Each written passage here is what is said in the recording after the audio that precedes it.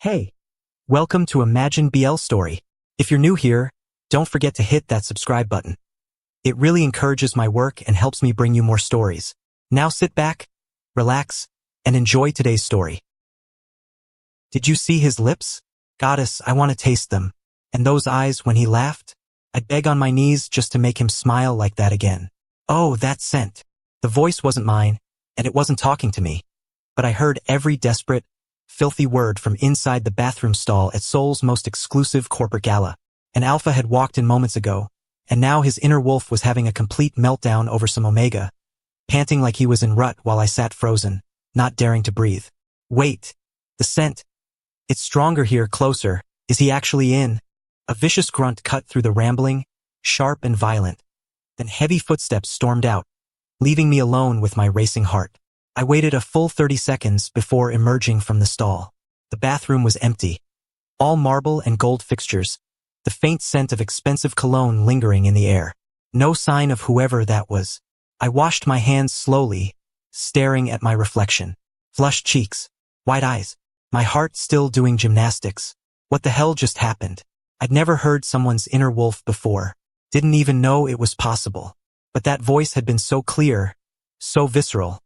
Like someone had pressed their thoughts directly into my brain. I shook my head, smoothing down my suit jacket. Focus, Shi-woo. The Seoul Corporate Charity Gala was the event of the season. Every major company in the country represented. Billions of one in the room. Networking disguised as philanthropy. I was here as executive secretary to President Kang of Kang Group. I was supposed to be circulating, making connections, not hiding in bathrooms having bizarre auditory hallucinations. I stepped back into the ballroom, immediately scanning for President Kang. Crystal chandeliers, floor-to-ceiling windows overlooking the Han River, servers gliding between clusters of Seoul's elite. I spotted my boss near the bar, deep in conversation with someone I didn't recognize. Shi-woo. I turned to find Aaron approaching, executive secretary to Namjoon, CEO of a tech empire that dwarfed most competitors. 6 months ago, the internet had exploded when news broke that CEO Beck had claimed his secretary as his mate. The wedding photos had gone viral. Corporate Korea was still talking about it. Aaron, I greeted him warmly, then stopped. Oh my God, are you? 5 months, he confirmed, one hand resting protectively on the small but unmistakable bump under his tailored suit. He was glowing, practically radiant. Congratulations! I was genuinely happy for him, even though we'd only met a handful of times at events like this. How are you feeling? Like I'm gestating a future CEO who's already demanding complicated things at inconvenient times. He laughed. Namjoon is... Well, you can imagine. I glanced across the room and spotted CEO Beck Namjoon hovering approximately 3 meters away, watching Aaron with an intensity that would be unsettling if it weren't so obviously protective. His hand twitched like he wanted to be closer. He's been like that since the second trimester started, Aaron said fondly. I can't go anywhere without him tracking me like I'm going to spontaneously combust. That's actually really sweet. It's suffocating, Aaron corrected, but he was smiling. But yes, also sweet. How are things with you? Still at Kang Group. 5 years now. Best job I've ever had. President Kang is lovely, Aaron agreed. Very different from Namjoon's approach. That was diplomatic. Everyone knew CEO Beck ran his company with ruthless efficiency, while President Kang was known for being warm, personable, treating his employees like family. It was one of the reasons I loved working for him. Speaking of different approaches, Aaron lowered his voice. I heard rumors that Choi Industries is circling Kang Group. Is that true? My stomach dropped. Where did you hear that? Namjoon mentioned it. Corporate intelligence. Aaron's expression turned sympathetic. Choi Yi-jun is... Well, be careful, Shi-woo. Before I could ask what he meant, President Kang appeared at my elbow. Shi-woo. There you are. His smile was strained, and my instincts immediately sharpened. President Kang was 63, silver-haired and distinguished, with the kind of face that made you trust him instantly. Right now, he looked exhausted. I need to speak with you. Excuse us, Secretary Du. Aaron nodded politely and drifted back toward his hovering alpha. I followed President Kang to a quieter corner. Sir? Is everything all right? We have a meeting Monday morning, he said quietly. 9 a.m. with Choi Industries. The name landed like a stone in my chest. Choi Industries. one of the largest conglomerates in South Korea, known for aggressive expansion and hostile takeovers. Choi Yi-jun, I said flatly. President Kang nodded, his jaw tight. He's requested a formal discussion about a potential acquisition. Acquisition, the polite word for takeover. Sir, we're not for sale. I know that. You know that. He looked older suddenly, tired in a way I'd never seen before. But we're legally obligated to hear him out. The board insisted. The board. Of course, Kang Industries had been struggling lately. I'd seen the quarterly reports, watched President Kang work 16-hour days trying to stop the bleeding. We weren't bankrupt, but we were vulnerable. And Choi Yi-jun was famous for smelling blood in the water. What do you need from me? I asked. Everything. Full financial reports, employee records, asset valuations.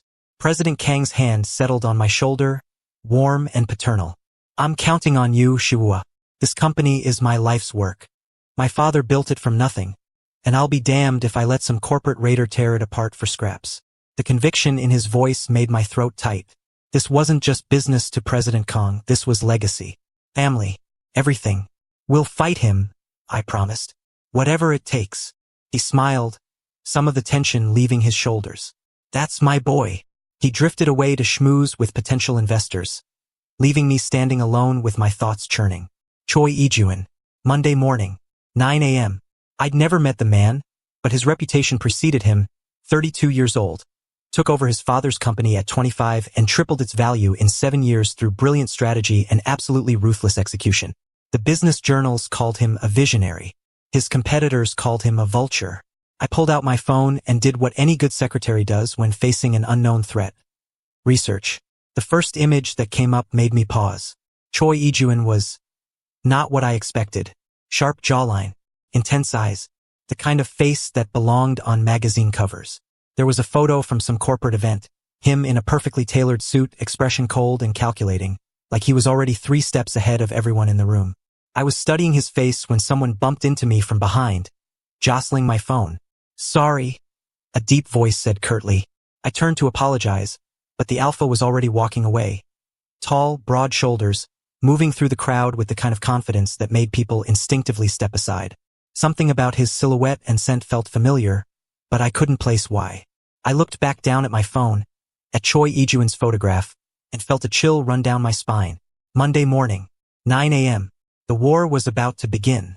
Monday morning arrived with all the warmth of an execution. I was at my desk by 7 a.m., drowning in preparation. Financial reports printed and bound. Asset valuations triple-checked. A full pot of coffee brewing. President Kang had been in his office since 6:30, and I could feel his anxiety radiating through the walls. At 8:45, my phone buzzed. Reception. Secretary Kim, Choi Industries has arrived. My stomach clenched. Conference room B. I'll be right down. I grabbed the presentation materials, checked my appearance one last time. Charcoal suit, crisp white shirt, scent blockers firmly in place.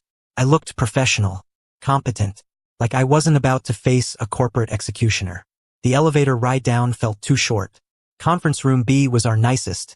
Floor-to-ceiling windows, elegant table, everything designed to project confidence and stability. President Kang was already there with our CFO, Director Park. They both looked like they were preparing for battle.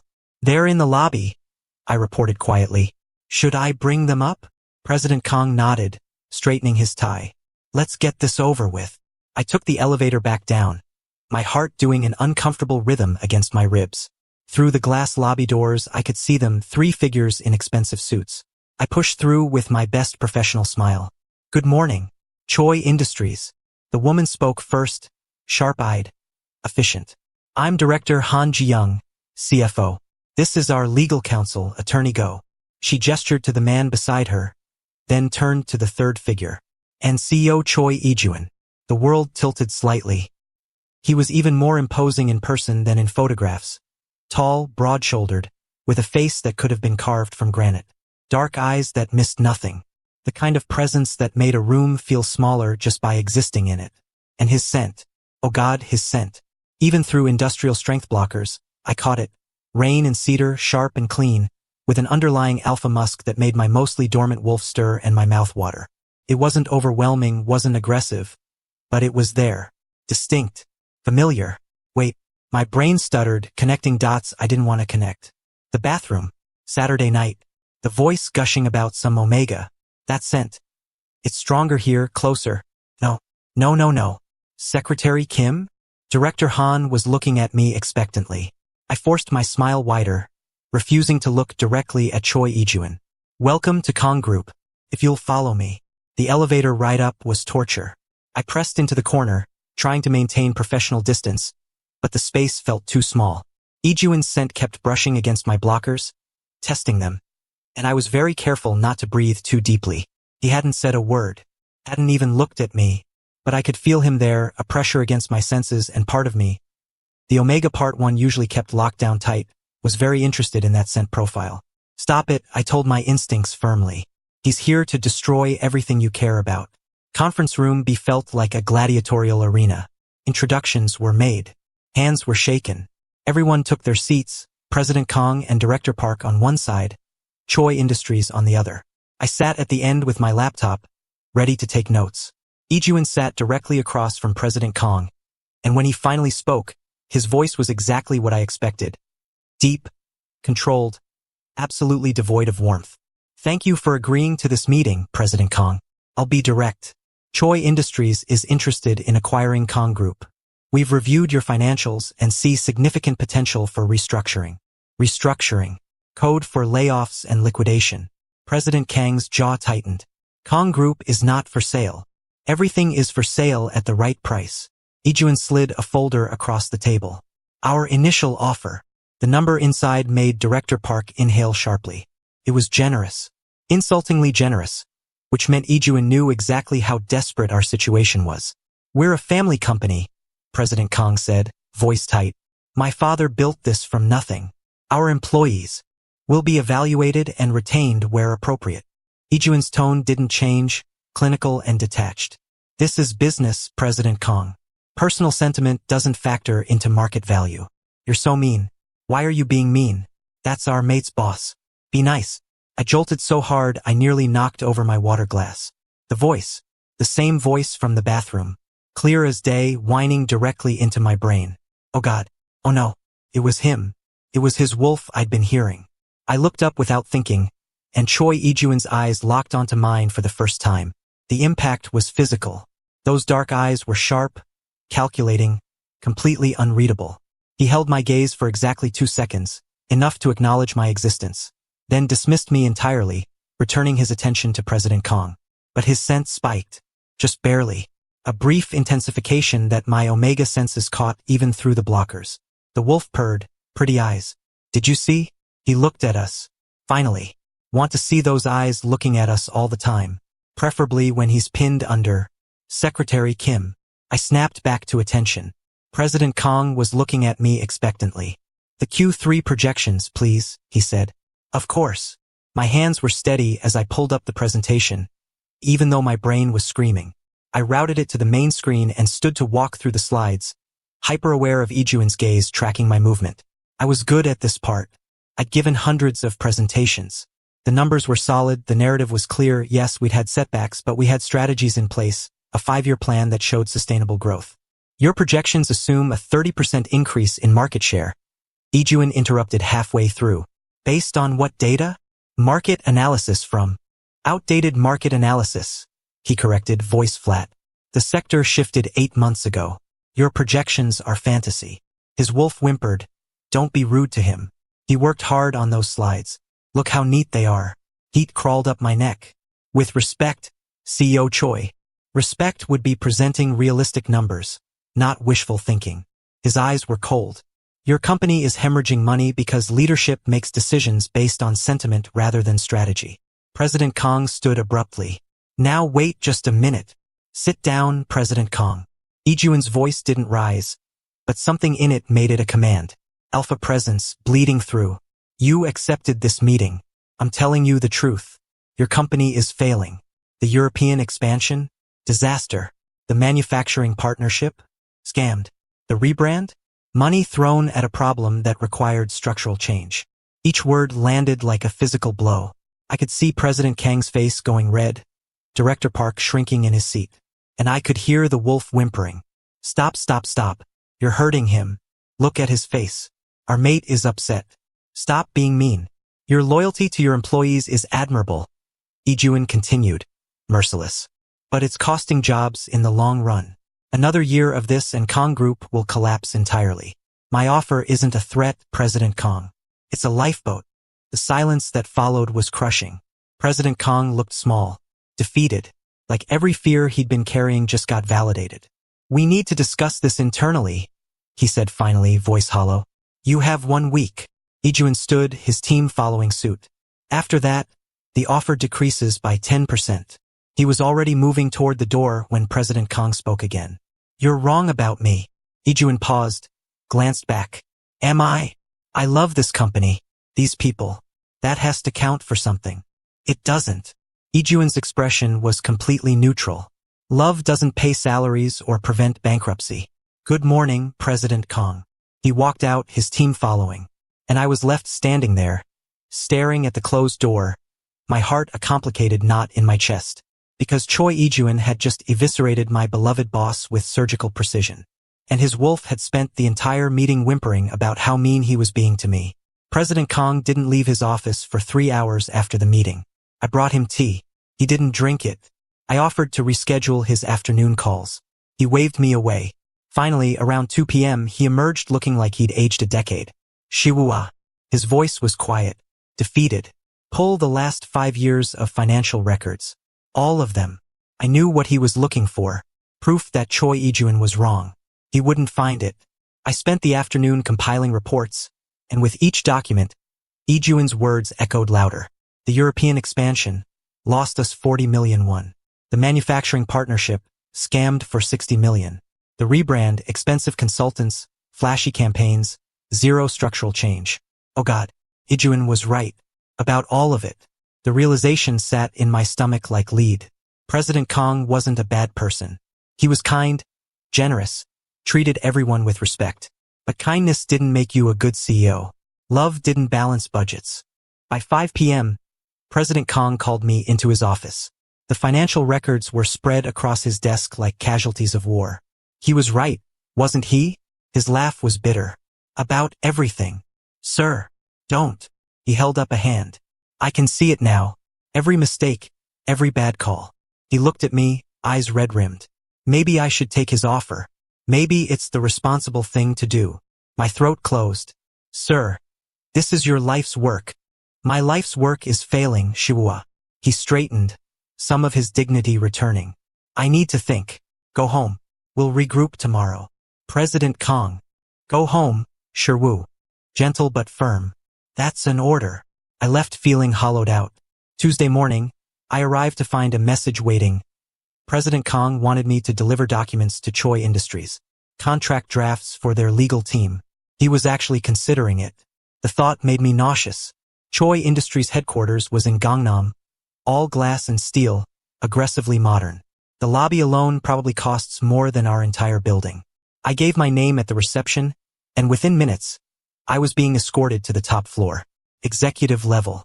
CEO's office. He's expecting you, the assistant said, gesturing to massive double doors. Go right in. I knocked once, then entered. Choi Yi-jun's office was exactly what I expected. Floor-to-ceiling windows, minimalist furniture, everything sharp lines and cold efficiency. He was at his desk, reviewing something on his laptop, and didn't look up. The contracts from Kang Group, I said, keeping my voice professional. I crossed the space and set the folder on his desk. President Kang asked me to deliver these personally. Yi-jun's fingers froze on the keyboard. For 3 seconds, nothing happened. Then his jaw clenched. His hand moved to his temple, pressing hard, and his eyes squeezed shut like he was in pain. The wolf's voice exploded in my head. He's here. Our mate is here. In our space. Can smell him, jasmine and vanilla, so sweet. Want to touch. Need to touch. Let me out. Let me. Sir. I took a step back, alarmed. Are you all right? His eyes snapped open and they were different. Darker. Wild. His pheromones in the room spiked so sharply I felt it like pressure against my skin. The wolf begged. Just let me say hello. Please. 5 minutes. I'll be good. I promise I'll. No. Yi-jun gritted out loud. And I realized with dawning horror that he wasn't talking to me. He was talking to his wolf. fighting it. Not now. Not. His hand slammed down on the desk, making me jump. The wolf whimpered, he's scared. We're scaring him. Stop being scary. Be nice. Smile. Tell him he's pretty. Tell him. Drop the documents. Yi-jun's voice came out strangled. Harsh. He still wasn't looking at me. Like if he did, something would break. And leave. Now. The words hit like a slap. I just need you to sign. I said leave. Came out as a snarl, pure alpha command, and my Omega instincts reacted before my brain could. I was backing toward the door, heart hammering. The wolf cried, no, don't go. We didn't mean it. Come back. Please come back. But I was already out the door, nearly colliding with someone in the hallway. Whoa, easy there. Strong hands steadied me, and I looked up into the face of someone I'd never seen before. Sharp features, dangerous eyes, expensive suit that couldn't quite hide the predatory way he moved. Another alpha, but different from Yi-jun. This one's presence felt like a blade against your throat. Sorry, I managed, stepping back quickly. He studied me for a moment, something calculating in his expression, then glanced at Yi-jun's closed door. You okay? Fine. I'm fine. I wasn't fine. I was shaking. Excuse me. I fled to the elevator, and it wasn't until the doors closed that I let myself breathe. What the hell just happened? Inside the office, Yi-jun slumped forward, elbows on his desk, head in his hands. His wolf snarled in his head. You made him run away. He was right there, and you yelled at him. I hate you. I actually hate you. Shut up, he muttered. The door opened without knocking. Only one person did that. Well, Shin Mi-ho drawled, closing the door behind him and dropping into the chair across from Yi-jun like he owned the place. That was entertaining. Who's the terrified Omega you just traumatized? None of your business. The hell it's not. You look like you're about to have an aneurysm. Mi-ho leaned back, studying him with those two sharp eyes. And you're doing that thing where you argue with your wolf out loud. Haven't seen that since we were teenagers. Yi-jun's wolf whimpered pathetically. Mate. That was our mate. And we ruined it. We always ruin everything. How bad? Mi-ho asked, tone shifting to something more serious. Bad. Yi-jun's laugh was hollow. He's the secretary. For Kang Group. Mi-ho's eyebrows rose. The company you're currently trying to acquire? Yes. And your wolf chose him as a mate? A month ago. And you're just now telling me this? Mi-ho shook his head. Yi-jun, you're an idiot. The wolf agreed. Finally someone with sense.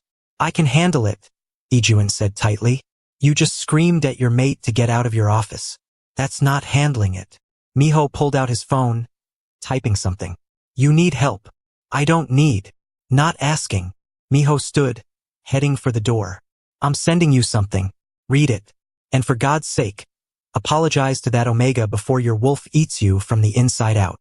He left, and Yi-jun was alone with his wolf's miserable whimpering and the lingering scent of jasmine and vanilla that was already driving him insane. The wolf pleaded, we have to fix this. Please, we have to make it right. I know, Yi-jun said quietly to the empty room. I know, but he had no idea how. I made it back to Kang Group and locked myself in the bathroom, hands braced on the sink, trying to steady my breathing. Choi Yi-jun had just screamed at me to leave, looked at me like my presence was physically painful. His scent had spiked with aggression, alpha dominance so thick I could taste it. But his wolf had been begging me to stay. I could still hear the desperate edge to that internal voice, the way it had cried out when I left. What was happening? My phone buzzed. Text from President Kang. Did he sign the contracts?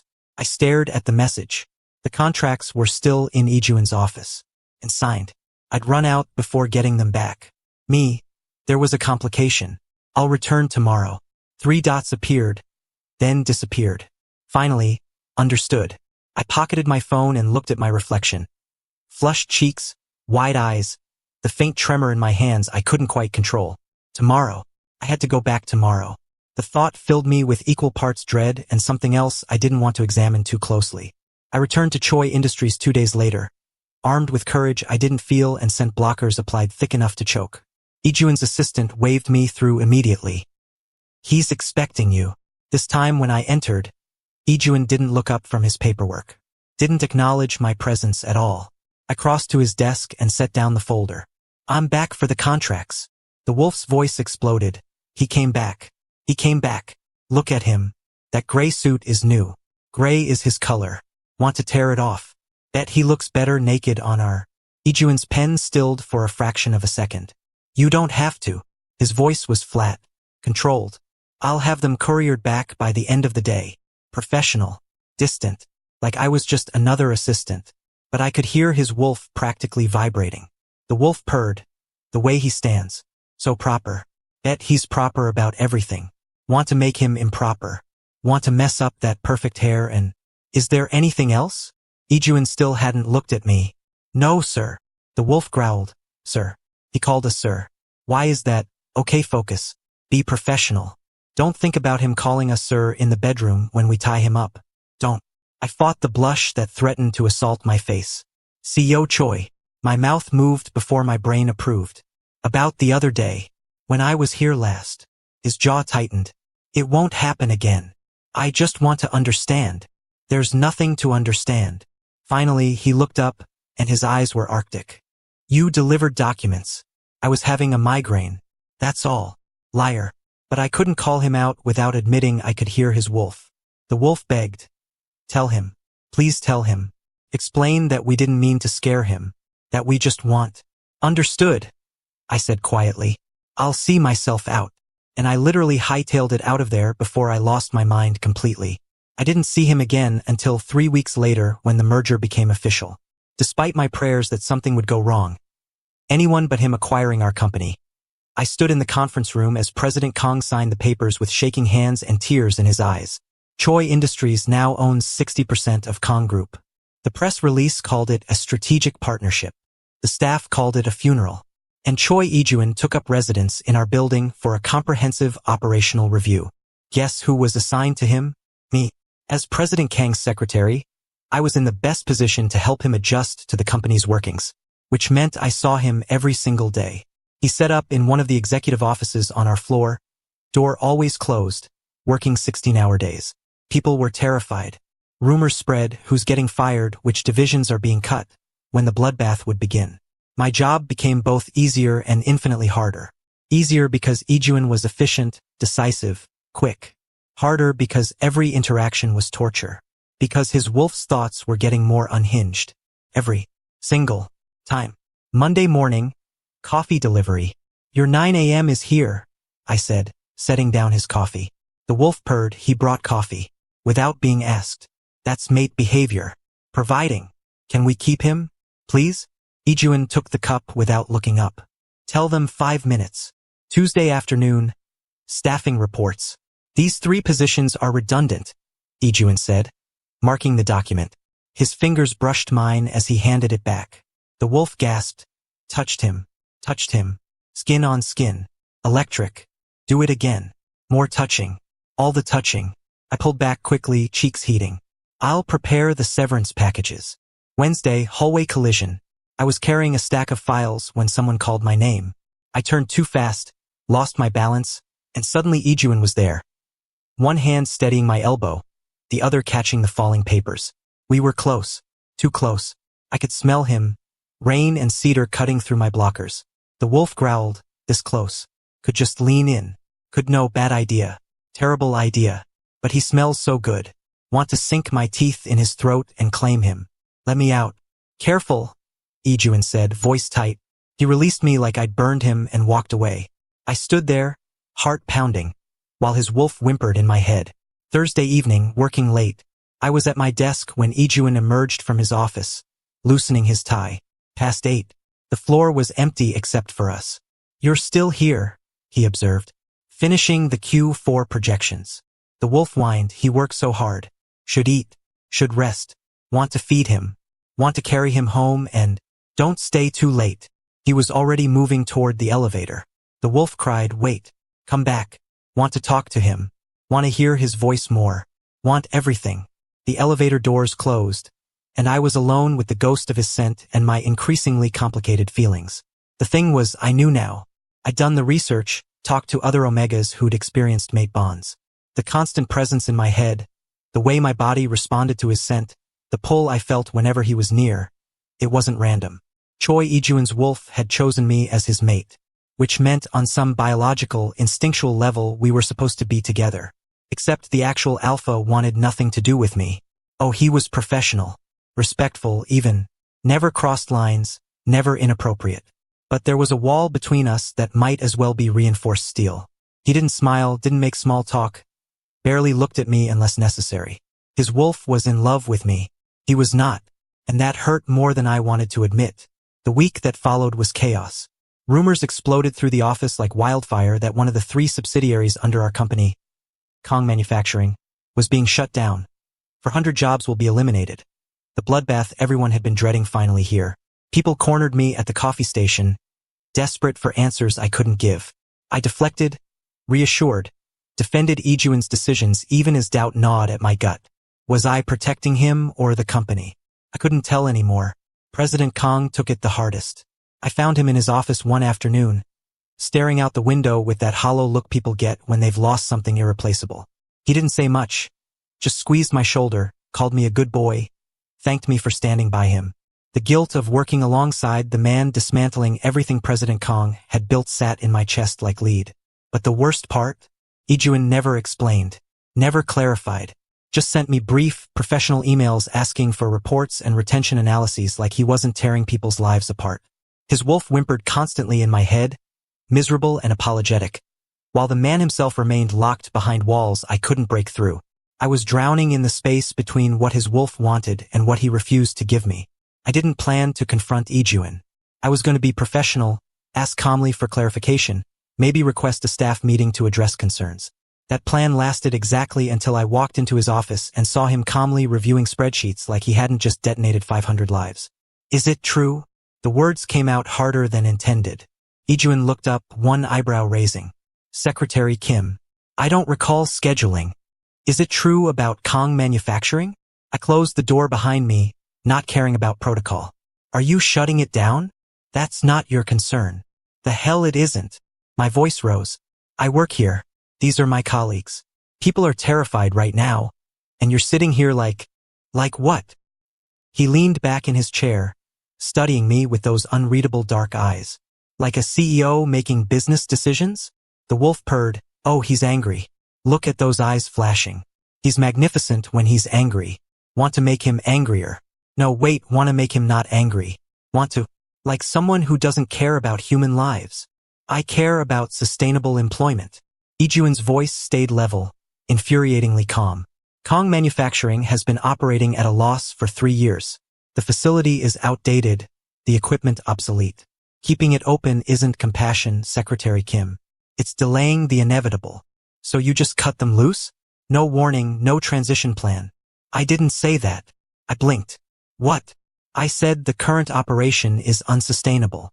He stood, rounding the desk, and suddenly he was closer than I expected, taller than I remembered. My heart hammered against my ribs. Looking at him this close, sharp jawline, intense eyes, that perfectly tailored suit clinging to broad shoulders. I wanted to thank the goddess for giving me this devastatingly attractive mate, and curse her in the same breath for putting him just out of reach. A feast I could see but never taste. The wolf growled, he's so close. Can smell his jasmine scent even through those ridiculous blockers. Want to crowd him against the desk. Want to focus. Argument happening. Stay focused. I shook my head, forcing myself to focus. The rumors. Are rumors. Yi-jun's jaw tightened.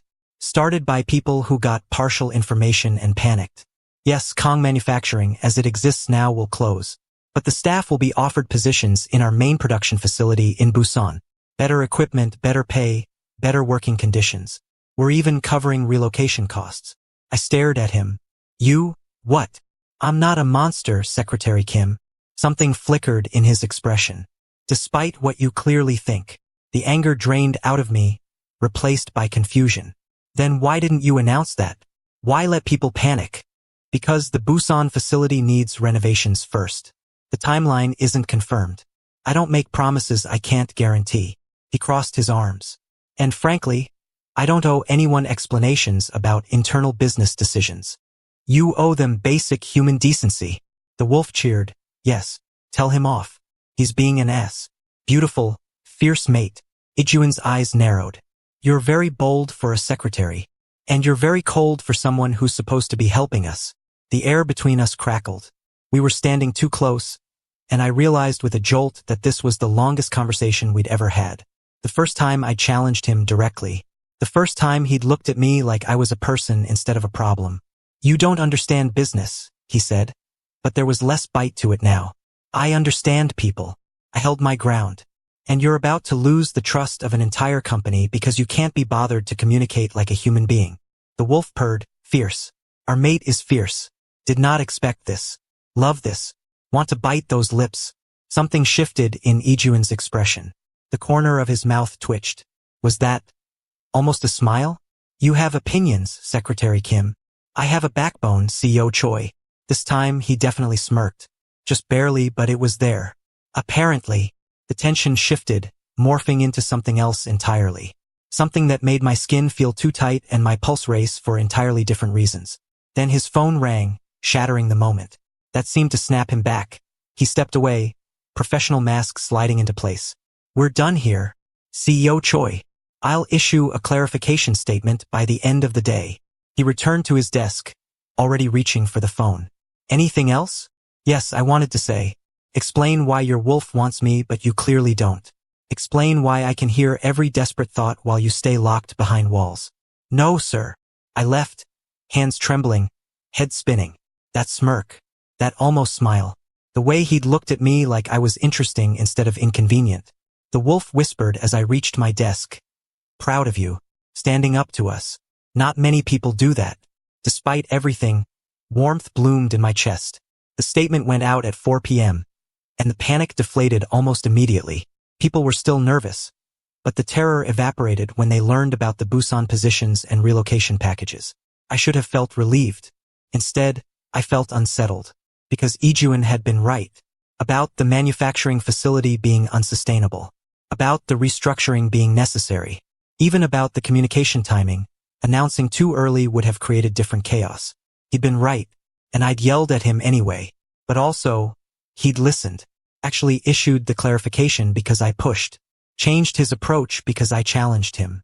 My mind kept replaying the confrontation, the way he'd looked at me, that tiny smirk that had transformed his entire face for half a second. After closing hours, I gave up and opened my laptop. If Yi-jun was right about the business decisions but I was right about the human element, then maybe there was a middle ground. A way to restructure that was both financially sound and didn't destroy the company culture President Kang had built. I started digging through files, financial reports, employee records, operational data, looking for angles Yi-jun might have missed, assets we were undervaluing, efficiencies we hadn't explored. If I was going to challenge him, I needed to come armed with more than righteous anger. I needed to be smart. Hours blurred together. My coffee went cold. The numbers started making patterns. And slowly, an idea began to form. I didn't notice Yi-jun until he spoke. "It's 11 p.m., Secretary Kim." I jolted so hard I nearly knocked over my laptop. Yi-jun was standing in the doorway, still in his suit but with his tie loosened, looking exhausted and unfairly attractive. The wolf side, he stayed late too. Worked so hard. Too hard. Want to take care of him. Want to. I gestured vaguely at the spreadsheets covering my screen. Research. For what? Honesty won out over caution. A counterproposal to your restructuring plan. Yi-jun's eyebrows rose. He crossed to my desk slowly, studying me with that intense gaze. "You're writing a counterproposal. Someone has to.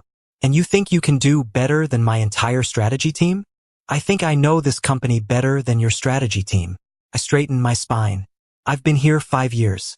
I know which departments are actually efficient versus which ones just look good on paper. I know where the real waste is." The wolf purred. "Smart. So smart. That brain. Want to show me?" I blinked. "What?" "Your research. Show me what you found." It wasn't a request, but it wasn't quite a command either. It was curiosity. I turned my laptop so he could see, and he leaned in, close enough that I caught his scent. Rain and cedar and something underneath that made my Omega instincts purr. For 20 minutes, we went through the data. I pointed out inefficiencies he'd missed. He challenged my assumptions. We argued about projections, debated restructuring timelines, and somewhere in the middle of it all, I realized we were actually communicating. "This division here." Yi-jun tapped the screen. "You're right. We overestimated the redundancy. If we consolidate differently. Exactly. I pulled up another file. And if you look at the skill overlap, we could retain 30% more staff. He was almost smiling again. That's actually brilliant. The praise shouldn't have mattered. It absolutely shouldn't have made my heart do a stupid little flip. The wolf swooned. Told you he was smart. So smart. Mate smells so good. Secretary Kim. Yi-jun's voice was quieter now. Why are you doing this? Because someone has to care about the people, not just the profit margins. I meant... He hesitated, and it was the first time I'd seen him uncertain. Why are you still here? At 2 in the morning. Working on a plan to oppose me. Because I couldn't stop thinking about him. Because his wolf had chosen me and I didn't know what to do with that. Because every day I worked near him felt like standing too close to a fire. Dangerous and addictive and impossible to walk away from. Because I care about this company, I said instead. And whether you believe it or not, I think you do too. You're just terrible at showing it. That startled a laugh out of him. Actual, genuine laughter. And the sound did devastating things to my composure. Terrible at showing it, he repeated, shaking his head. My CFO said the same thing last week. Your CFO is smart. Apparently so is my opposition. He straightened, and the professional mask started sliding back. But not completely. There was a crack now. A glimpse of something warmer underneath. Go home, Secretary Kim. Send me what you have in the morning. I'll review it. You will. I'm not so arrogant that I can't recognize good strategy. He headed for the door, then paused. Even from a secretary who thinks I'm heartless. I don't think you're heartless. The words escaped before I could stop them. I think you're complicated. Yi-jun looked back at me, and something in his expression made my breath catch. Maybe because his wolf keeps begging. Kiss him. Please kiss him. Just once. Need a taste. Good night, Secretary Kim. Good night, CEO Choi.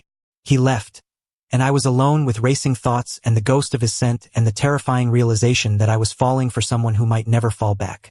But at least now there was a crack in the ice. And maybe, just maybe, that was enough to start with. The counterproposal became our shared project and my personal hell testing my limit and sanity. Because for 3 days, Yi-jun and I worked side by side, refining strategies, running projections, building something that might actually save jobs without destroying the company. He set up in one of our conference rooms, and I somehow became a permanent fixture there. It should have been awkward. It wasn't. It was something else entirely. His wolf got more chatty and increasingly louder. Day 1, Tuesday morning. The Busan facility can absorb manufacturing, but what about the administrative staff? I pointed at the organizational chart when Yi-jun leaned over my shoulder to look. He was close, very close. Close enough that I could feel the heat radiating from him. The wolf purred. That neck. Right there. Perfect pale neck. Want to bite it. Gently. Okay, maybe not gently. Want to leave marks so everyone knows he's... Yi-jun shifted slightly, and I caught the faintest hitch in his breathing. Administrative can consolidate with headquarters, he said. Voice perfectly controlled. Here, let me show you. His hand reached past me for the laptop, arm brushing mine. Electric shot through my spine. The wolf gasped. Touching. We're touching. More of this. All of this. Want to pin him to this table and... He stilled at that as if he was fighting for control. CEO Choi? I managed. Are you all right? Fine. The word came out clipped. The projections. Focus. Day 2, Wednesday afternoon. I was explaining the employee retention data when I noticed Yi-jun staring. What? Nothing. He looked away quickly. Continue. The wolf whined, caught staring. He rolled up his sleeves. Forearms. Why are forearms illegal? Should be illegal. Want to trace those veins with my tongue and... I glanced down at my arms. I had rolled up my sleeves. It was warm in here. Should I turn up the air conditioning? I asked innocently. No. Too fast. I mean, it's fine. The temperature is fine. Everything is fine. The wolf groaned. Nothing is fine. Everything is torture. Beautiful, perfect torture. I hid my smile and continued with the presentation. Day 3, Thursday evening. We were on our 5th hour of work when Yi-jun loosened his tie with one hand, still typing with the other. The gesture was absurdly attractive. He was so hot. It was unfair. These numbers don't account for seasonal fluctuation, he muttered, frowning at the screen. I leaned over to check his work, and our knees bumped under the table. Neither of us moved away. You're right, I admitted, very aware of the point of contact. Let me adjust the quarterly breakdown. The wolf swooned, knees touching. Knees. This counts. This is basically sex.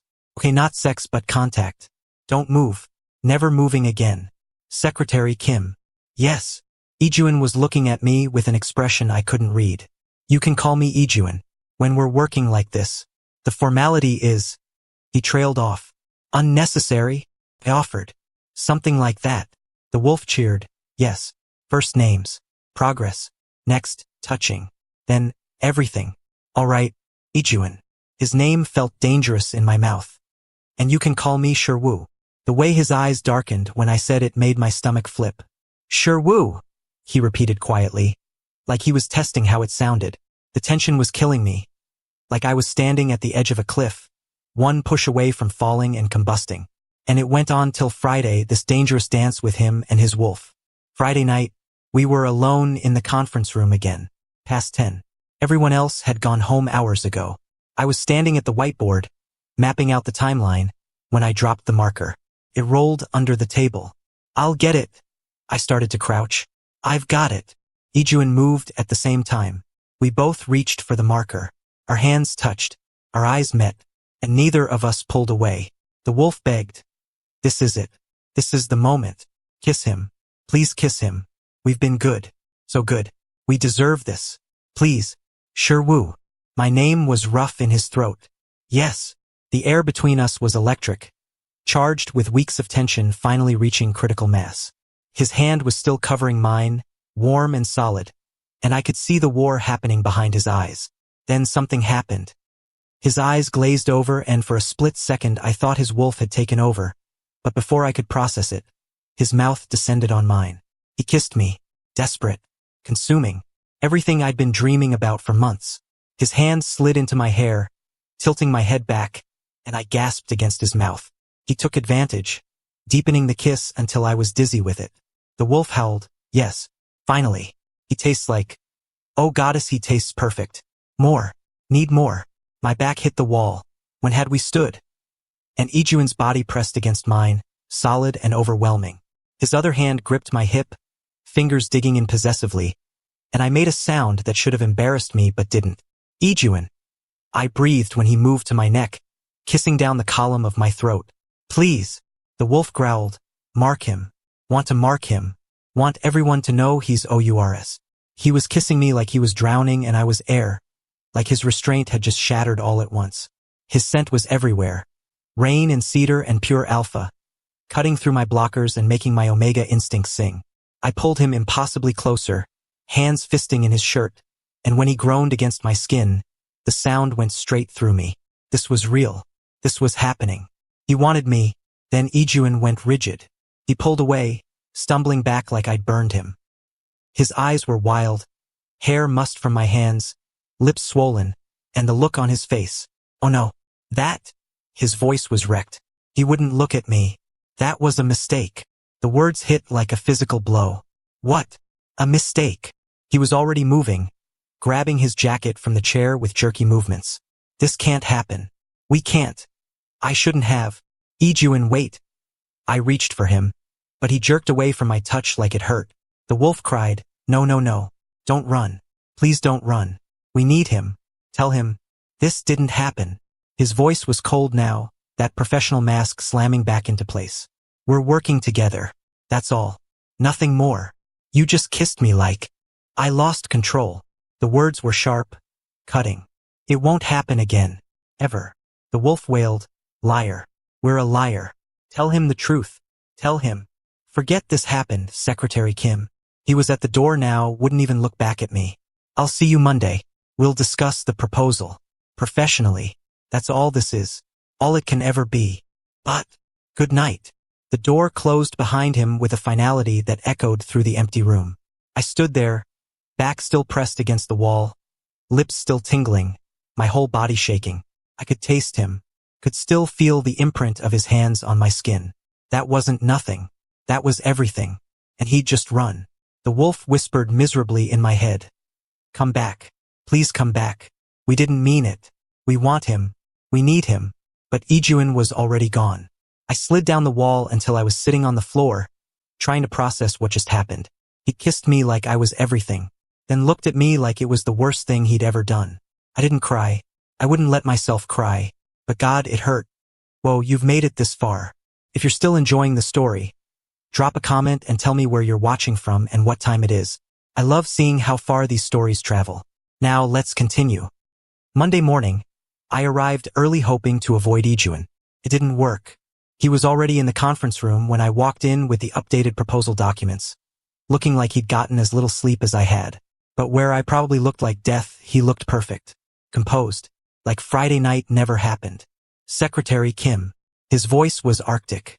You're late. I checked my watch. 8:47 a.m. Our meeting wasn't until 9. My apologies, CEO Choi. The formality sat like broken glass between us. The wolf whined. This is wrong. Don't like it. Why are you doing this? Stop doing this. I set the documents on the table and turned to leave. The projections in section 4 need revision, he said without looking up. The timeline is unrealistic. I'd worked on those projections until 3 a.m. They were perfect. I'll review them, I managed. The wolf pleaded, he's hurting. Can't you see he's hurting? Stop being a coward and... But instead he said, also, your report on the manufacturing staff had 3 typos. Unacceptable. 3 typos. In a 40-page report. It won't happen again. The wolf cried, you're killing him. We're killing him. This is torture. For both of us. I left before he could find more things to criticize. The week spiraled into hell. Yi-jun became colder than he'd ever been. Every interaction was clipped, professional, completely devoid of the warmth we'd started building. It was like Friday night had erased all our progress and reset us to worse than strangers. And his wolf wouldn't shut up. The wolf's constant commentary. This is stupid. We're stupid. He's right there. Just apologize. Apologize. During meetings. Look at his face. He's exhausted. We did that. We're monsters. Passing in hallways, want to touch him. Miss touching him. Why can't we just... Every time Yi-jun spoke, wrong words. Say different words. Say sorry. The constant commentary. The desperate whimpering. The anger building in that voice until it was practically screaming at Yi-jun. It was driving me insane. By Wednesday, I was barely holding it together. The breaking point came during an executive meeting Thursday afternoon. We were presenting the revised restructuring plan to President Kang and the board. I was walking through the employee retention strategy when Yi-jun interrupted. That number is wrong. I paused, checking my notes. Sir, the calculation is based on. I said it's wrong. His voice was sharp enough to cut. Did you even verify the data? Or did you just assume? I verified everything 3 times. Clearly not well enough. He stood, taking over the presentation with barely concealed irritation. This is why details matter, Secretary Kim. One mistake undermines the entire proposal. The room went silent. I could feel everyone's eyes on me. President Kang's concern, the board members' judgment, the other executives' pity. I was being dressed down in front of the entire leadership team for a mistake I didn't make. The wolf snarled, Stop. You're embarrassing him. In front of everyone. This is cruel. Stop it now. My face burned. My throat closed. I would not cry. I would not cry in this meeting. My apologies, I said quietly, taking my seat. The meeting continued without me. After I was gathering my materials when Yi-jun spoke. My office. 5 minutes. It wasn't a request. I followed him like I was walking to my execution. The wolf's angry muttering a constant buzz in my head. The wolf growled, Going to fix this. Have to fix this. Can't keep hurting him. Won't keep hurting him. His office door closed with a soft click that sounded like a death knell. The manufacturing numbers you presented were incorrect, Yi-jun said, not looking at me. I need them revised by tomorrow. They weren't incorrect. My voice shook. You just disagreed with the methodology. Disagreement implies your methodology had merit. It didn't. The wolf roared, Liar. His methodology was brilliant. We're being an asshole because we're scared. Something inside me cracked at that. Is this how it's going to be? The words tumbled out before I could stop them. You humiliate me in meetings? Criticize everything I do? Pretend Friday night never happened. His jaw tightened. Friday night was a mistake. You keep saying that. My voice broke. But it didn't feel like a mistake. I felt it. It wasn't. His voice came out cold. It was inappropriate. I lost control. It won't be repeated. The wolf howled. Yes, it will. We want to repeat it. Every day. Forever. Stop lying. Then what was it? I was barely holding myself together now. What was I to you? Just a moment of weakness? Something to be ashamed of? Secretary Kim. Shi-woo. The correction came out sharp. You called me Shi-woo. For 1 second, something flickered in his eyes. Pain. Regret. Want. Then it was gone. That was inappropriate too. He turned away, dismissing me. Revise the numbers. That's all. The tears came before I could stop them. Just one, sliding down my cheek, but it felt like my entire chest was caving in. Yes, sir, I whispered. I left before he could see me completely break. Behind me, I heard it. The wolf's voice turning from desperate to furious. The wolf threatened, you made him cry. Our mate is crying because of us. If you don't fix this, I will. I'll take control and make you regret it. The door closed, cutting off the threat. That night I couldn't sleep, couldn't eat, couldn't function. I kept waking up with my heart breaking over something I'd never had. It was so unfair, to want someone this desperately, to be chosen by their wolf but rejected by the man himself. The sting of rejection burned deeper than anything I'd felt before. My own wolf, weak and barely there like most Omegas, could only whimper softly in response to the pain. Unlike alphas with their powerful, vocal wolves, Omegas had quieter instincts. Gentler, easier to ignore, easier to break. Around midnight, I made my decision. I couldn't survive this. Couldn't keep working next to someone whose wolf loved me while the man himself looked through me like I was nothing. I had to get away. For my sanity. For my survival. I typed the resignation letter. Short, professional, empty of everything I really felt. Friday morning, I showed up to work looking worse than I felt, which was saying something. Minji from accounting took one look at me and asked if I needed to go home. I'm fine, I lied. I wasn't fine. I was dying. Slowly. Painfully. At 9 a.m., I walked into Yi-jun's office with the resignation letter in a sealed envelope. He looked up, and something crossed his face when he saw me. Concern? Horror? It was gone too fast to tell. Secretary Kim. My resignation. I placed the envelope on his desk. Effective in 2 weeks. I'll train my replacement. His hand froze halfway to the envelope. You're quitting. Yes. The wolf panicked. No. No. He can't leave. Make him stay. Beg him to stay. Do something. This is unnecessary. Yi-jun's voice was controlled, but I could hear the edge underneath. If this is about the meeting yesterday, it's not about one meeting. I was so tired. It's about everything. I'll assign you to a different department. You won't have to work with me directly. That's not the problem. The wolf begged. Tell him. Tell him the truth. Tell him we're going to die without him. Then what is? For the first time since Friday night, he actually looked at me. Really looked. And what he saw made him stand. Shi-woo, you look. Do you hate me? The question came out broken. Is that it? Did I do something to make you hate me? I don't. Do I disgust you? My voice cracked. The kiss. Was I that repulsive? Is that why you ran? No. The word was sharp. Pained. That's not. You're not. Then why? I was crying now, couldn't help it.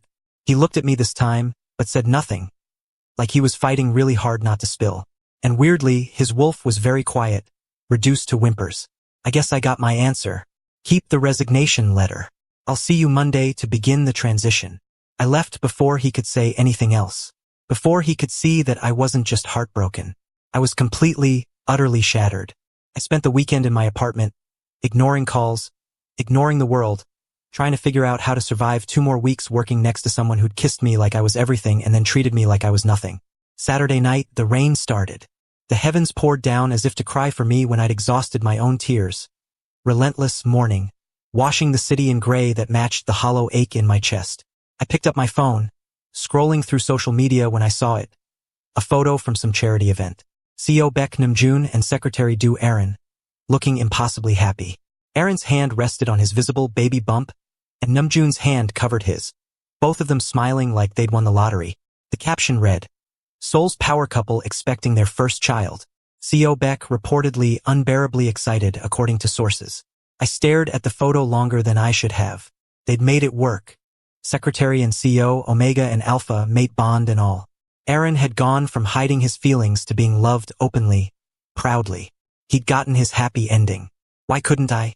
What did Aaron have that I didn't?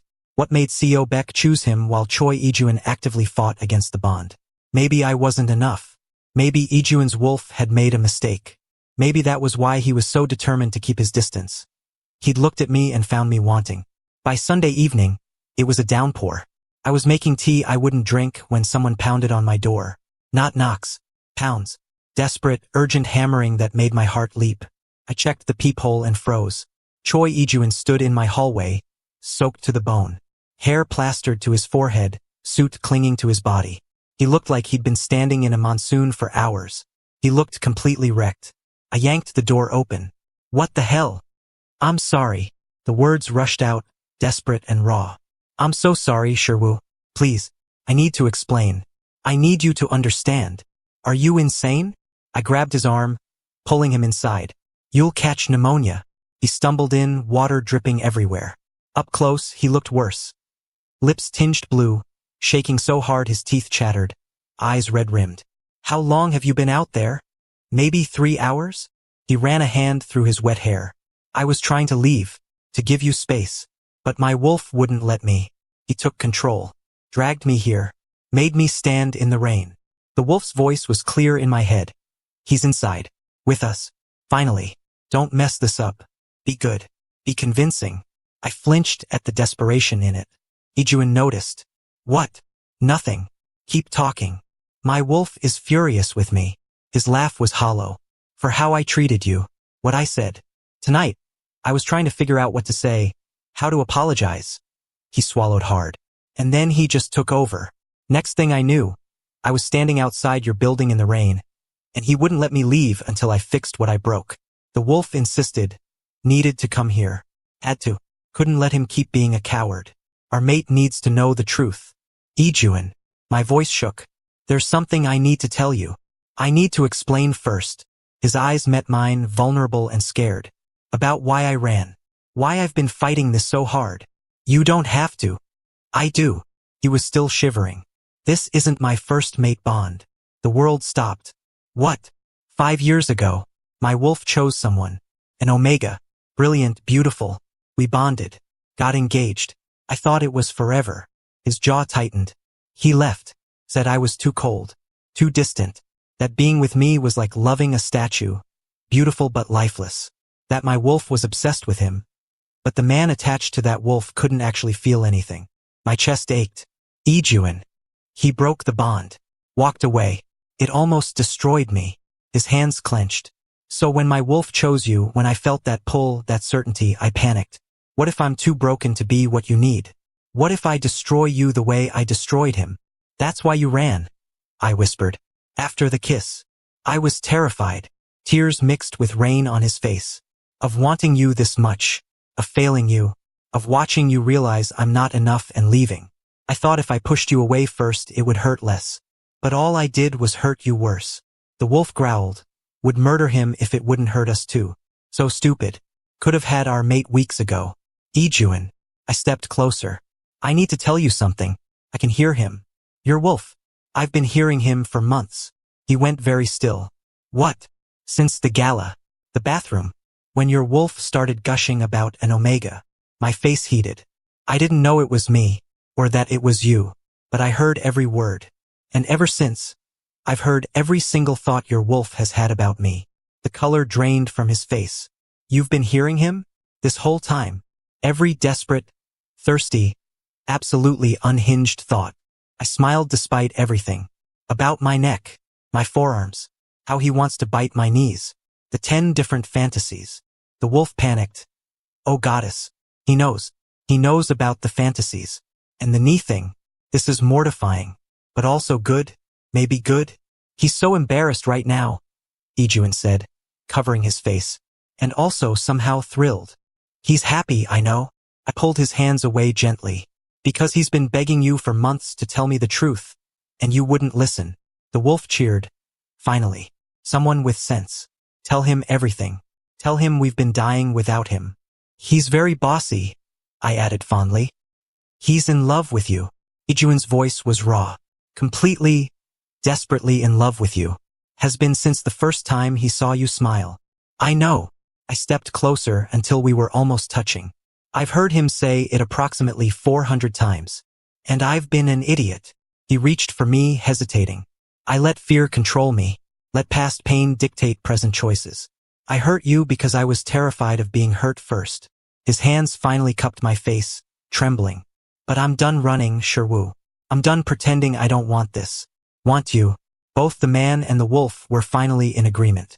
We want you, need you, love you. Tears blurred my vision. You love me. So much it terrifies me. His thumb brushed away a tear. I know I don't deserve forgiveness. But if you give me a chance, just one chance, I'll spend the rest of my life proving I can be warm. That loving me isn't like loving a statue. You're wrong. My hands covered his. Your ex was an idiot. You feel everything. You just protect yourself by hiding it. But I've been hearing your wolf, Yi-jun. I know what's underneath the ice. I know how much you feel. His breath caught. You're not afraid? I'm terrified of losing you. I pulled him closer. Of you running again. But I'm not afraid of your walls. Because I've been living in your head. And I know what's behind them. The wolf pleaded. Tell him to keep us. Please. Your wolf is begging me to keep you. A broken laugh escaped him.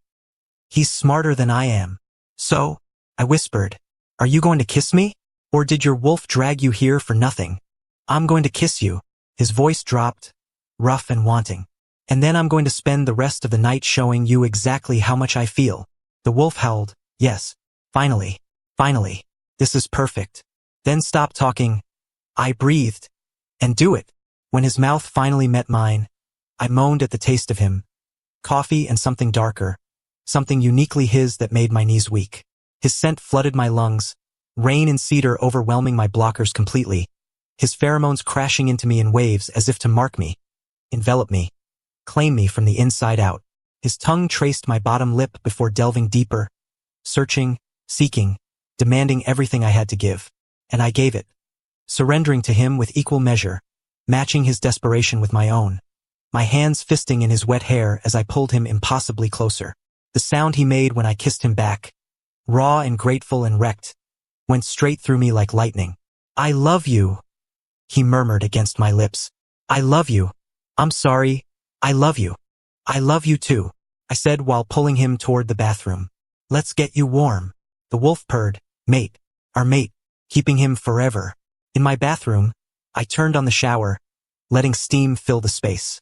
When I turned back, Yi-jun was watching me with dark, heated eyes. Come here, I said softly. He crossed to me in 2 strides, and then we were shedding his soaked clothes with urgent hands. His jacket hit the floor, his shirt, then mine. Skin against skin, warm despite the chill of rain still clinging to him. Shi-woo, he breathed against my throat.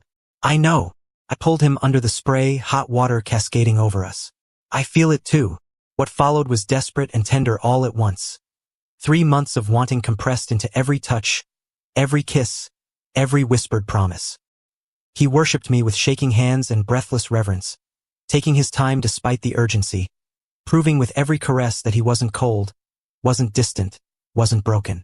Steam wrapped around us like a cocoon. Water pounded against the tile. And when we finally came together, it felt like something fundamental slotted into place. A bond that had been forming for 3 months finally solidifying, tying us together in a way that went beyond physical. Can you feel it? Yi-jun's voice was wrecked. The bond. I feel it. I pulled him closer, impossibly closer, burying my face in his neck. His scent, rain and cedar and mine, filled my lungs. You're mine now. Finally. Always was. He kissed me softly. Just took me a while to admit it. The wolf sighed contentedly. Took forever. But worth it. So worth it. Best mate. Best. We didn't stop there. His wolf hadn't had enough. We moved to the bedroom and spent the whole night strengthening our bond, exploring each other in ways I'd never thought possible, fusing together until there was no separation between us. Later, wrapped in blankets with Yi-jun warm and solid beside me, I traced patterns on his bare chest. Your wolf is very pleased with himself. He should be. Yi-jun's fingers traced idle patterns on my skin. Though the rain thing was excessive, the wolf insisted. Worked, didn't it? Dramatic gestures are romantic. Read it in a book. He says dramatic gestures are romantic. He reads too many romance novels. But Yi-jun was smiling, real and soft in mine. Though I can't argue with results. The wolf declared, would do it again. No regrets. He says he'd do it again. Yi-jun groaned. Of course he would. Dramatic bastard. My dramatic bastard. I tilted my head up to kiss him. Both of you. Mine. Yours, he agreed softly. For as long as you'll have us. Forever then. The wolf cheered. Forever. Perfect. Exactly what we wanted. Now about that spring wedding. Is he planning the wedding again? Always. Yi-jun's laugh rumbled through his chest. But this time, I'm not fighting it.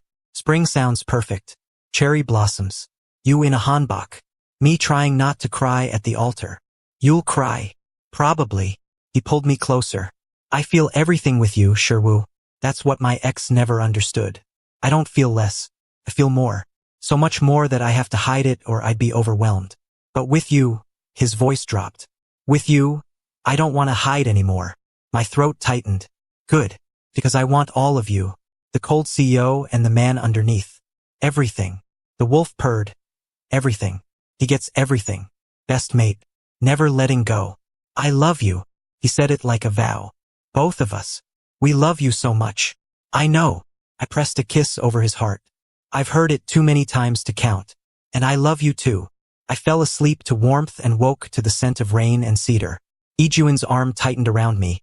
His breath steady against my neck. And everything from last night came rushing back. The wolf observed. He's awake. Can feel him thinking. Morning person. Our mate is a morning person. Adorable. I smiled against the pillow. Your wolf is very chatty in the morning. Yi-jun's chest rumbled with quiet laughter. He's ecstatic. Woke me up at dawn rambling about how perfect you look sleeping. His lips brushed my shoulder. He's not wrong. Flatterer. Truth-teller. He turned me in his arms so we were face to face. His hair was mussed, eyes soft in the morning light. Good morning. Good morning. I traced the line of his jaw. No regrets. Only that I didn't do this months ago. He caught my hand, pressing a kiss to my palm. We need to talk about work. Reality crashed back. Right? Work. Where I resigned. Where you tried to resign. His smile was small but genuine. I burned the letter. As far as I'm concerned, you never submitted it. Yi-jun. The counterproposal you developed is brilliant. I want to present it to the board this week. With you. As co-authors. I blinked. Co-authors. You did half the work. You should get credit. His thumb traced lazy circles on my hip. Also, I'm creating a new position. Chief Personnel Strategy Officer. Someone who can bridge the gap between financials and what employees need. You're creating a position? I'm offering you a position. He watched me carefully. If you want it, it would mean working closely with me. Which, given our relationship, might be complicated. The wolf begged. Say yes. Please say yes. Want him close. Want him always. What about President Kang? I already spoke with him this morning. At my shocked look, Yi-jun grimaced. I called him at 6 a.m. He was surprisingly understanding, considering I was calling to tell him I'm in love with his secretary and want to promote him. You told President Kang? I told him you're the reason the counterproposal exists, that you saved more jobs than I would have, and that Kang Group needs you in a role where you can actually make decisions. His voice softened. He agreed, said you've always been too talented to be anyone's secretary, even his. My throat closed. He said that. He also said that if I hurt you again, he knows people who can make bodies disappear. The wolf approved. Like him. President Kang is good. Protective of our mate. Approved. I laughed wetly. That sounds like him. So? Chief Strategy Officer Shi-woo? Has a nice ring to it. What about us? The relationship? Office politics. We'll handle it. He kissed me softly. We'll disclose properly to HR. Keep things professional at work. And anyone who has a problem with it can take it up with me. His eyes glinted. I'm very good at making my point. You're serious. Completely. He cupped my face with both hands. I want you, Shi-woo. At work. At home. Everywhere. I'm done hiding. If people want to talk, let them talk. The wolf purred. Perfect answer. Keep him forever. Your wolf approves. My wolf is insufferable. But he was smiling. He's already planning our mating ceremony. We've been together for 12 hours. He's very optimistic. Yi-jun's expression turned serious. But he's not wrong about the important things. I love you. I'm keeping you. And I'll spend every day proving I deserve you. I pulled him down for a kiss. You already do. Monday morning, we arrived at Kang Group together. Not hiding. Not separate. Together. The lobby receptionist's eyes widened seeing us walk in side by side. Yi-jun's hand at the small of my back. By the time we reached the executive floor, I could practically feel the rumor mill exploding. President Kang was waiting in his office, and the look he gave us was knowing and warm. Secretary Kim. CEO Choi. He tried to be formal but failed to hide his smile. Or should I say, Chief Strategy Officer Kim? I haven't accepted yet. I started. You will, because you're too smart not to. The counterproposal is ready for board presentation, Yi-jun said, sliding a folder across the desk. Thursday afternoon. I'd like Shi-woo to co-present. President Kang reviewed the documents, emotions flickering across his face. Surprise, relief, something that might be pride. You saved more jobs than I thought possible, he said finally, looking at me. While still making the numbers work. Compromised. I found my voice. Kept what mattered most to you, the company culture, the legacy, while accepting CEO Choi's financial realities. Not everyone keeps their exact position, but everyone keeps employment. And the company survives. Thrives. Yi-jun corrected quietly. The projections show growth. President Kang's eyes got suspiciously bright. My father would have liked you both. He stood, extending his hand to Yi-jun. Take care of him, and the company. Both are precious to me. I will. You have my word. Then President Kang turned to me, and instead of shaking my hand, he pulled me into a hug. Proud of you, Shi-woo, he murmured. So very proud. By lunch, the entire building knew. Minji from accounting cornered me at the coffee station. Is it true? You and CEO Choi. It's true. And you're getting promoted? Apparently, she squealed. This is like a drama. Then her expression turned serious. But really, Shi-woo SSI. Are you happy? I thought about Yi-jun's smile this morning. The way his wolf purred contentedly in my head. The future we were building together. Really happy, I said honestly. The board presentation Thursday went perfectly. Yi-jun handled the financials, I handled the human element, and together we painted a picture of a company that could be both profitable and ethical. When the board voted unanimously to approve, President Kang looked lighter than I'd seen him in months. After, in Yi-jun's office, Yi-jun pulled me close. You were brilliant, he murmured against my temple. We were brilliant, I corrected. Together, the wolf purred, team, perfect team, mates and partners, everything we wanted. Your wolf is very smug. He earned it. Yi-jun tilted my chin up for a soft kiss. We both did. There was a knock at the door.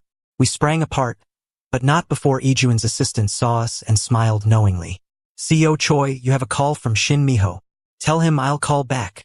He said it's important. Something about dinner plans. Yi-jun sighed. Put him through. Miho's voice crackled over the speaker. Finally, when do I meet him? I bit back a laugh at the directness. Dinner, Yi-jun decided. This weekend. You, me, and Shi-woo. Perfect. Saturday. 7 p.m. Looking forward to it. The line clicked dead. Your friend is interesting, I observed. My friend is a menace. But Yi-jun was smiling. But you'll like him. He's been telling me I was an idiot about you since the beginning. Smart man. Insufferable man. He pulled me back into his arms. But not wrong. True to his word, Choi Yi-jun didn't waste time pulling me into his world. Within 2 days, I'd practically moved into his apartment. I couldn't bear to be that far away from him. The past 3 weeks had been a dream. Mornings started with his alarm at 6 a.m., him sleep-rumpled and soft in his kitchen making my coffee with too much sugar. Work meant stolen glances and coffee appearing on my desk at 3 p.m. His apartment slowly accumulated my things. Toothbrush, clothes, books scattered on pristine surfaces. And at night, we learned each other in ways that still took my breath away. The way he held me after like I might disappear. The vulnerable conversations in the dark. The way he whispered, I love you, like he was still surprised he got to say it. The wolf purred constantly, Perfect morning. Mate is here. This is what happiness feels like. Some mornings I woke up terrified it was too good to last. But then Yi-jun's arm would tighten around me. His wolf would murmur something ridiculous about my bedhead, and I'd let myself believe. This was real. This was ours. The restaurant Yi-jun chose was understated elegance, the kind of place where reservations took months and the menu had no prices. We were shown to a private room in the back. Nervous? Yi-jun asked, his hand finding mine under the table. Should I be? Miho is intense, but he's been my best friend since we were kids. His opinion matters. The wolf insisted, he'll love our mate. Everyone loves our mate. Mate is perfect. Your wolf is very confident. My wolf has excellent taste. Yi-jun pressed a kiss to my knuckles just as the door slid open. Shin Miho walked in, and I understood immediately what Yi-jun meant by intense. He was all sharp edges and dangerous energy, expensive suit that couldn't quite hide the predator underneath, eyes that assessed everything in a glance. When he smiled, it didn't quite reach those eyes. He looked dangerous, like violence wrapped in Armani. Wait, I knew that face. The man I'd bumped into that first day at Choi Industries when I'd fled Yi-jun's office. But when Miho looked at Yi-jun, something softened. Yi-jun, They clasped hands, that brief shoulder bump men do. Then Miho turned to me, and I felt evaluated in 3 seconds. So you're the one who finally cracked the Ice King. Shi-woo. I extended my hand. And I prefer to think we cracked each other. His smile became genuine. Diplomatic. I like him already. He shook my hand firmly and slid into his seat. Yi-jun's been insufferable lately. All smiles and distracted thoughts. I was beginning to think he'd been replaced by a pod person.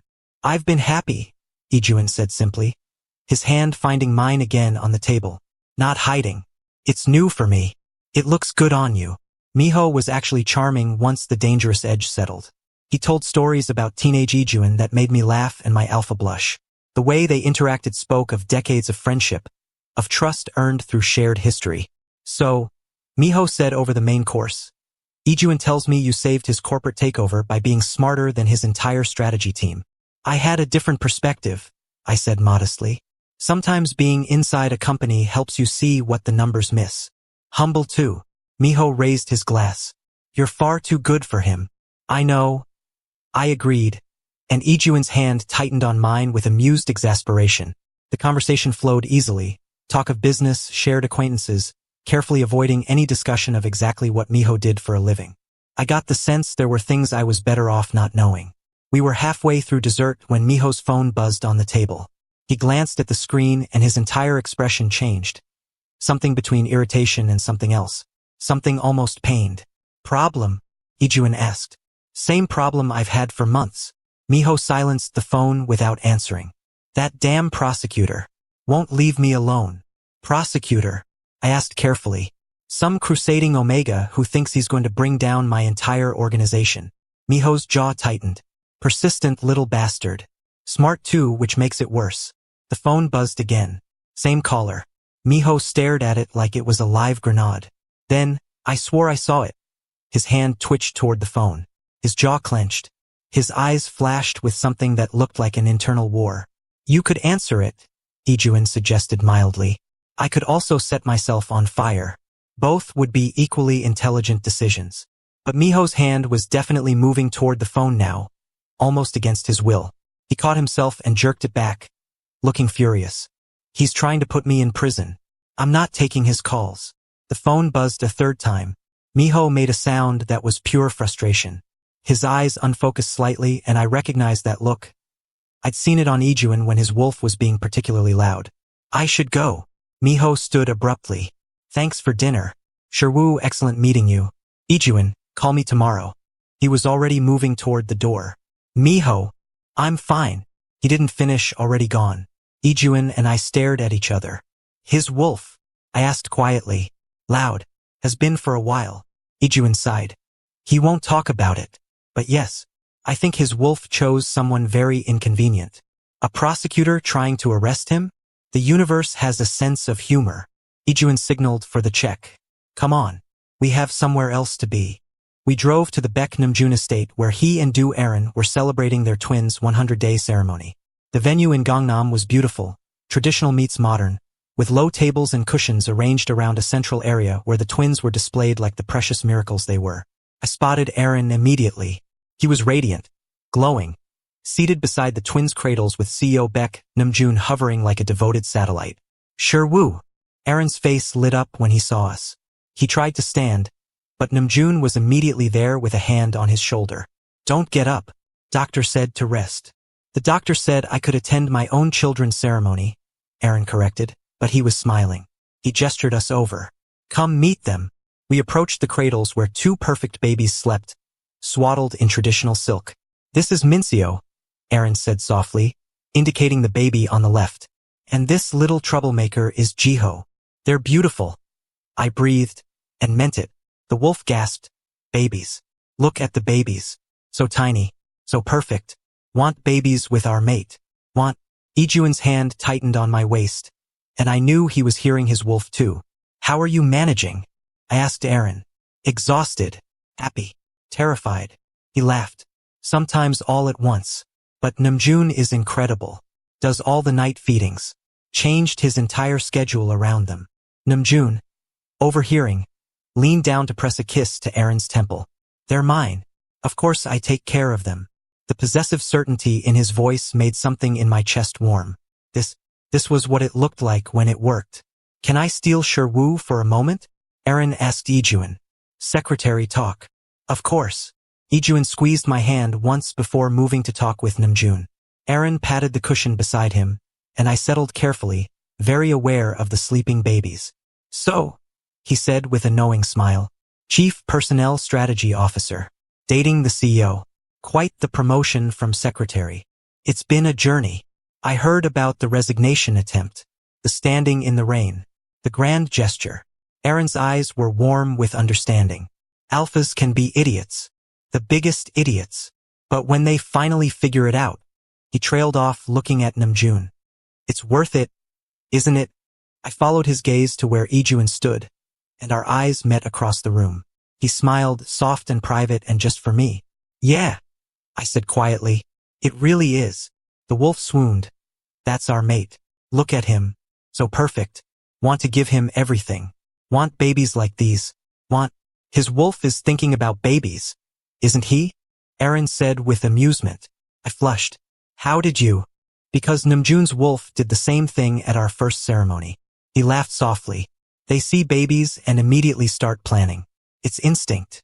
We've been together for 3 weeks. Nam-joon proposed after 6 weeks. Wolves don't operate on human timelines. Aaron adjusted Mincio's blanket with practiced ease. But that's the beautiful thing. When you find your person, time stops mattering. Baby Jiho made a small sound, and Aaron's entire face softened as he lifted the baby with careful hands. Want to hold him? I've never. It's easy. Support the head. He transferred the warm, tiny weight into my arms, and I froze, terrified I'd break something. Jiho squirmed once, then settled against my chest with a content sigh. The wolf howled, baby. He's holding a baby. Look how natural. How perfect. Want our baby in his arms.